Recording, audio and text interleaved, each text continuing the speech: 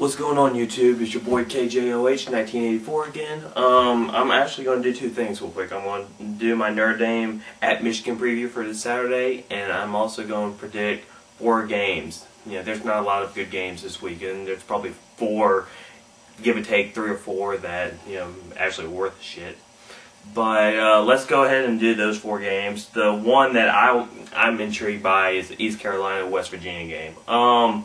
Like I said, they've had a good rivalry the last couple of years. I really think East Carolina's going to win it by at least a touchdown, 7 to 10 points, with a minor upset. East Carolina, Skip Holtz, Lou Holtz's son. But I think East Carolina's going to win that game. The next game is, of course, Georgia and South Carolina. South Carolina travels to Athens. And I'm going to take Georgia. All right, as much as I don't want to say that. South Carolina didn't look impressive against NC State. Georgia played a tougher opponent last week in Oklahoma State, so I'm projecting Georgia at least by 14. It has been close the last couple of years, but Georgia's going to prevail by at least a couple touchdowns. Of course, the big one that everybody wants to see is USC going to Horseshoe against Ohio State. I have mixed feelings about this. Being a Notre Dame fan, I hope USC loses. But on the other hand, I want USC undefeated until they play us.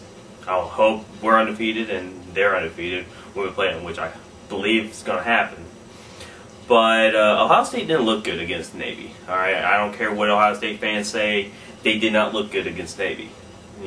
But anywho, I really truly believe USC is going to win this game. I think it's going to be closer than last year's 30-point win that USC put up on them at the Coliseum.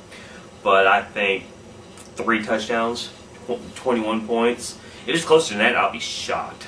USC's everywhere besides maybe quarterback. Charles Pryor's better than Matt Barkley, but other than that, they don't have much of anything else. Their defense is horrible, so USC's going to be able to score, especially with their running backs by committee with 6-7 running backs that they have. But so I see USC winning by at least 21.3 touchdowns. Going into my game, Notre Dame at Michigan. Of course, this is a hated rivalry.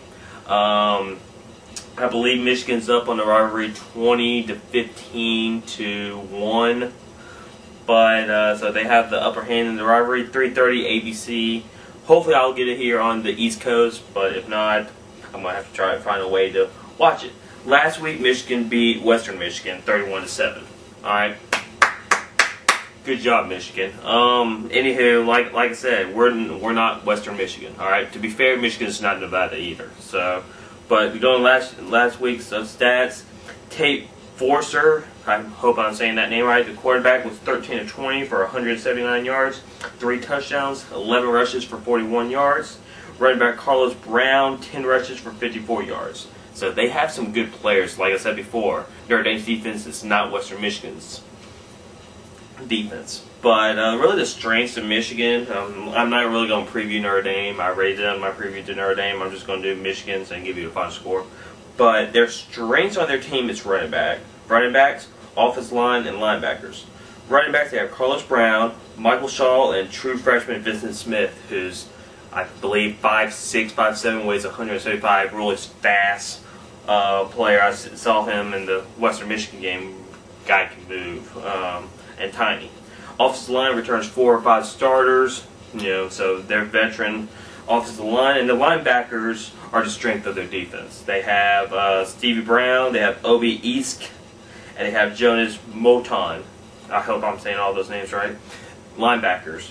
Really good linebackers. The weaknesses, however, are defensive line and defensive backs. Defensive line, they only returned 1 starter in senior defensive end, Brendan Graham. Really good player. Reminds me of the 2 from last week that Nevada had. Mock and Basby, or whatever the hell his name was. But only return 1 starter on defensive line. That's going to hurt them. Defensive backs, they will return 1 starter. Junior cornerback Donovan Warren, I think. Donovan Warren. Yeah, I have that down. But like I said, their passing defense is weak. They only return 1 starter. If that's accurate like it was last week, then Jimmy Clausen is going to have a field day. I think that it's going to be closer, and like I said, Michigan fans can be bitching this year about the weather. Last year it was a rainstorm and they had 3 or 4 fumbles last year, and they were whining that that's why we destroyed them last year. I think the final last year was 41-14, I think, somewhere in that range. But I'm actually going to be very close to what Big Sean Power 10 said. I think Big Sean Power 10 said 28-14 was his projection. I think they're going to score 35. It's going to be 35-10 this year. That's really my projection. I think we're going to leave off just like we did with Nevada. I think our defense is probably going to give up some points. But like I said, if that's accurate, if passing defense is accurate, then Jimmy Clausen is going to have another field day. He's going to have over 300 yards passing, and he might have 3 touchdowns this time, and might have 2 rushing. So 3 passing, 2 rushing, or might have a kickoff return, or by going Tate or Armando Allen or Riddick, who's unbelievable. The true freshman that we have, Theo Riddick. But our freshmen played well against Nevada. This is going to be their first big test against Michigan, and hopefully, we prevail this game. I don't think it's going to, a win's a win. So any type of win against Michigan, I'll deal with, and we'll come back home next week against Michigan State, and knowing that all the hatred that Michigan State fans and Notre Dame fans have, especially through the Sparta Tailgate website and here on YouTube, me, Beast Brennan, Big Sean Power 10, all of us, it should be an interesting week, interesting videos for all of us. But that more for next week. But that's my projection for this week. Good luck for everybody's team this week. There's really not many games. Oklahoma plays Idaho State, a.k.a. Papa Warner.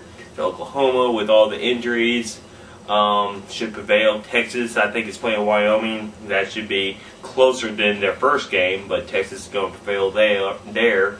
So we'll just have to wait and see. Like I said, good luck to Georgia, as much as I don't want to say that. But anywho, this is KJOH 1984 signing out.